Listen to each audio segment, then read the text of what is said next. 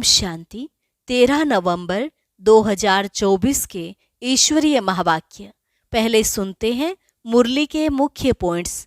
बाबा ने कहा, तुम्हारी बुद्धि अब नई दुनिया में जानी चाहिए।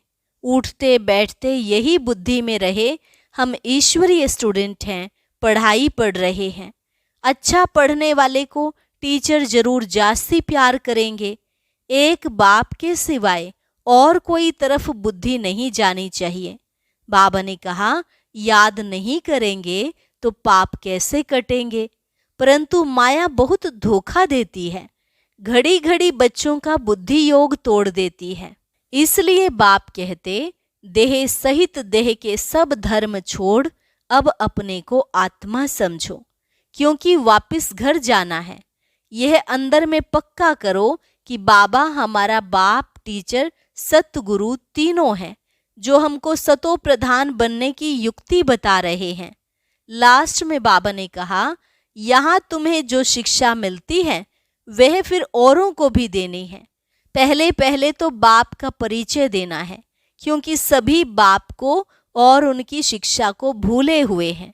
और अब सुनते हैं महावाक्यों को विस्तार से। मुरली का सार। मीठे बच्चे, सभी को पहले पहले अल्फ का पाठ पक्का कराओ। आप आत्मा भाई भाई हैं। प्रश्न, किस एक बात में श्रीमत मनुष्य मत के बिल्कुल ही विपरीत है? उत्तर, मनुष्य मत कहती है हम मोक्ष में चले जाएंगे। श्रीमत कहती है यह ड्रामा अनादि अविनाशी है, मोक्ष किसी को मिल नहीं सकता। भले कोई कहे यह पार्ट बजाना हमको पसंद नहीं, परंतु इसमें कुछ भी कर नहीं सकते। पार्ट बजाने आना ही है। श्रीमत ही तुम्हें श्रेष्ठ बनाती है। मनुष्य मत तो अनेक प्रकार की है। ओम शांति।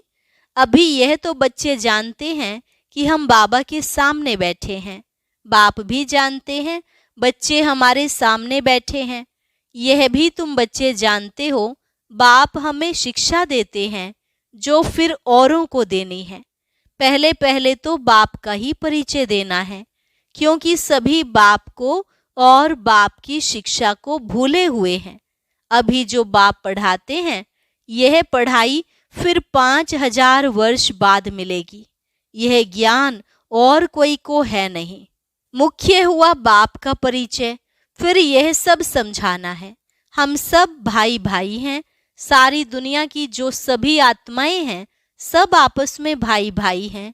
सभी अपना मिला हुआ पार्ट इस शरीर द्वारा बजाते हैं। अभी तो बाप आए हैं नई दुनिया में ले जाने के लिए, जिसको स्वर्ग कहा जाता है। परंतु अभी हम सब पतित हैं, एक भी पावन नहीं। सभी पतितों को पावन बनाने वाला एक ही बाप है। यह है ही पतित विकारी रावण की दुनिया। रावण का अर्थ ही है 5 विकार स्त्री में, 5 विकार पुरुष में। बाप बहुत सिंपल रीति समझाते हैं, तुम भी ऐसे समझा सकते हो। तो पहले पहले यह समझाओ कि हम आत्माओं का वह बाप है, सभी ब्रदर्स हैं। पूछो यह ठीक है? लिखो, हम सब भाई भाई हैं, हमारा बाप भी एक है। हम सब सोल्स का वह है सुप्रीम सोल, उनको फादर कहा जाता है। यह पक्का बुद्धि में बिठाओ तो सर्वव्यापी आदि की किचड़ा पट्टी निकल जाए। अल्फ पहले पढ़ाना है। बोलो, यह पहले अच्छी रीति बैठ लिखो। आगे सर्वव्यापी कहता था, अब समझता हूँ सर्वव्यापी नहीं है, हम सब भाई भाई हैं। सब आत्माएं कहती हैं गॉड फादर, परम पिता परमात्मा, अल्लाह। पहले तो यह निश्चय बिठाना है कि हम आत्मा हैं, परमात्मा नहीं। ना हमारे में परमात्मा व्यापक है, सभी में आत्मा व्यापक है। आत्मा शरीर के आधार से पार्ट बजाती है, यह पक्का कराओ। अच्छा, फिर वह बाप सृष्टि चक्र के आदि मध्य अंत का ज्ञान सुनाते हैं। बाप ही टीचर के रूप में बैठ समझाते हैं। लाखों वर्ष की तो बात नहीं, यह चक्र अनादि बना बनाया है। इक्वल कैसे हो इसको जानना पड़े। सतयुग त्रेता पास्ट हुआ, नोट करो। उनको कहा जाता है स्वर्ग और सेमी स्वर्ग। वहां देवी देवताओं का राज्य चलता है। सतयुग में है 16 कला, त्रेता में है 14 कला। सतयुग का प्रभाव बहुत भारी है, नाम ही है स्वर्ग, हेवन। नई दुनिया सतयुग को कहा जाता है, उसकी ही महिमा करनी है। नई दुनिया में है ही एक आदि सनातन देवी देवता धर्म। चित्र भी तुम्हारे पास है निश्चय कराने के लिए। यह सृष्टि का चक्र फिरता रहता है। इस कल्प की आयु ही 5000 वर्ष है। अब सूर्यवंशी चंद्रवंशी तो बुद्धि में बैठा, विष्णुपुरी ही बदल राम सीतापुरी बनती है। उनकी भी डायनेस्टी चलती है ना। 2 युग पास्ट हुए, फिर आता है द्वापर युग, रावण का राज्य। देवताएं वाम मार्ग में चले जाते हैं तो विकार का सिस्टम बन जाता है। सतयुग त्रेता में सभी निर्विकारी रहते हैं, एक आदि सनातन देवी देवता धर्म रहता है। चित्र भी दिखाना है, औरली भी समझाना है। बाप हमको टीचर होकर ऐसे पढ़ाते हैं। बाप अपना परिचय खुद ही आकर देते हैं, खुद कहते हैं मैं आता ही हूँ पतितों को पावन बनाने के लिए, तो मुझे शरीर जरूर चाहिए, नहीं तो बात कैसे करूं। मैं चैतन्य हूँ, सत्य हूँ और अमर हूँ। सतो रजो तमो में आत्मा आती है, आत्मा ही पतित, आत्मा ही पावन बनती है। आत्मा में ही सब संस्कार हैं। पास्ट के कर्म व विकर्म का संस्कार आत्मा ले आती है। सतयुग में तो विकर्म होता नहीं, कर्म करते हैं, पार्ट बजाते हैं, परंतु वह कर्म अकर्म बन जाता है। गीता में भी अक्षर हैं। अभी तुम प्रैक्टिकल में समझ रहे हो, जानते हो बाबा आया हुआ है पुरानी दुनिया को बदल नई दुनिया बनाने, जहां कर्म अकर्म हो जाते हैं, उनको ही सतयुग कहा जाता है। और यहाँ फिर यह कर्म विकर्म ही होते हैं, जिसको कलयुग कहा जाता है। तुम अभी हो संगम पर। बाबा दोनों ही तरफ की बात सुनाते हैं। एक एक बात अच्छी रीति समझें। बाप टीचर ने क्या समझाया। अच्छा, बाकी है गुरु का कर्तव्य। उनको बुलाया ही है कि आकर हम पतितों को पावन बनाओ। आत्मा पावन बनती है, फिर शरीर भी पावन बनता है। जैसे सोना वैसे जेवर भी बनता है। 24 कैरेट का सोना लेंगे और खाद नहीं डालेंगे तो जेवर भी ऐसा सतो प्रधान बनेगा। अलाय डालने से फिर तमो प्रधान बन पड़ता है, क्योंकि खाद पड़ती है ना। पहले भारत 24 कैरेट पक्के सोने की चिड़िया था, अर्थात सतो प्रधान नई दुनिया थी। फिर अब तमो प्रधान है। पहले प्योर सोना है। नई दुनिया पवित्र, पुरानी दुनिया अपवित्र, खाद पड़ती जाती है।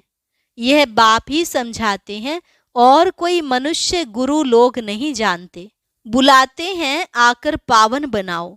वानप्रस्थ अवस्था में मनुष्यों को गृहस्थ से किनारा कराना, तो यह सारी नॉलेज ड्रामा प्लान अनुसार बाप ही आकर देते हैं। वह है मनुष्य सृष्टि का बीज रूप। वही सारे वृक्ष की नॉलेज समझाते हैं। शिव बाबा का नाम सदैव शिव ही है। बाकी आत्माएं सब आती हैं पार्ट बजाने, तो भिन्न भिन्न नाम धराती हैं। बाप को बुलाते हैं, परंतु उन्हें जानते नहीं वह कैसे भाग्यशाली रथ में आते हैं तुमको पावन दुनिया में ले जाने। तो बाप समझाते हैं मैं उनके तन में आता हूँ जो बहुत जन्मों के अंत में हैं, पूरा 84 जन्म लेते हैं। राजाओं का राजा बनाने के लिए इस भाग्यशाली रथ में प्रवेश करना होता है। पहले नंबर में है श्री कृष्ण, वह है नई दुनिया का मालिक। फिर वही नीचे उतरते हैं, सूर्यवंशी चंद्रवंशी, फिर वैश्य शूद्रवंशी, फिर ब्रह्मावंशी बनते हैं। गोल्डन से सिल्वर, फिर तुम आयरन से गोल्डन बन रहे हो। बाप कहते हैं मुझ एक अपने बाप को याद करो जिसमें मैंने प्रवेश किया है। इनकी आत्मा में तो जरा भी यह नॉलेज नहीं थी। इनमें मैं प्रवेश करता हूँ, इसलिए इनको भाग्यशाली रथ कहा जाता है। खुद कहते हैं, मैं इनके बहुत जन्मों के अंत में आता हूँ। गीता में अक्षर एक्यूरेट है। गीता को ही सर्वशास्त्रमयी शिरोमणि कहा जाता है। इस संगम युग पर ही बाप आकर ब्राह्मण कुल और देवी देवता कुल की स्थापना करते हैं। औरों का तो सबको मालूम है ही, इनका कोई को पता नहीं है। बहुत जन्मों के अंत में अर्थात संगम युग पर ही बाप आते हैं। बाप कहते हैं, मैं बीज रूप हूँ। श्री कृष्ण तो है सतयुग का रहवासी, उनको दूसरी जगह तो कोई देख न सके।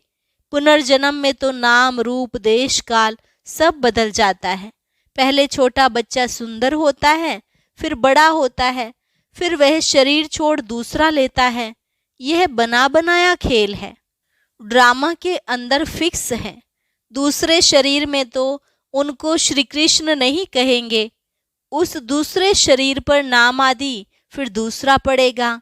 समय, फीचर्स, तिथि, तारीख आदि सब बदल जाता है। वर्ल्ड की हिस्ट्री, ज्योग्राफी हूबहू रिपीट कहा जाता है। तो यह ड्रामा रिपीट होता रहता है। सतो रजो तमो में आना ही है। सृष्टि का नाम, युग का नाम सब बदलते जाते हैं। अभी यह है संगम युग। मैं आता ही हूँ संगम पर। यह हमको अंदर में पक्का करना है।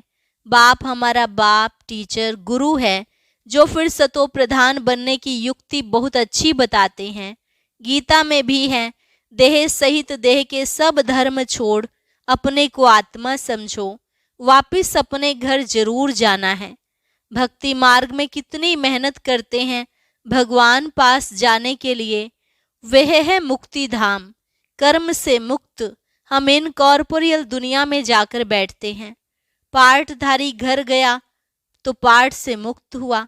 सब चाहते हैं हम मुक्ति पावें, परंतु मुक्ति तो किसको मिल ना सके। यह ड्रामा अनादि अविनाशी है। कोई कहे यह पार्ट बजाना हमको पसंद नहीं, परंतु इसमें कोई कुछ कर ना सके। यह अनादि ड्रामा बना हुआ है, एक भी मुक्ति को नहीं पा सकते। वह सब है अनेक प्रकार की मनुष्य मत। यह है श्रीमत, श्रेष्ठ बनाने लिए। मनुष्य को श्रेष्ठ नहीं कहेंगे, देवताओं को श्रेष्ठ कहा जाता है। उन्हों के आगे सब नमन करते हैं, तो वह श्रेष्ठ ठहरे ना। परंतु यह भी किसको पता नहीं है। अभी तुम समझते हो कि 84 जन्म तो लेना ही है। श्री कृष्ण देवता है, वैकुंठ का प्रिंस। वह यहाँ कैसे आएगा? ना उसने गीता सुनाई, सिर्फ देवता था, इसलिए सभी लोग उनको पूजते हैं। देवता हैं पावन, खुद पतित ठहरे।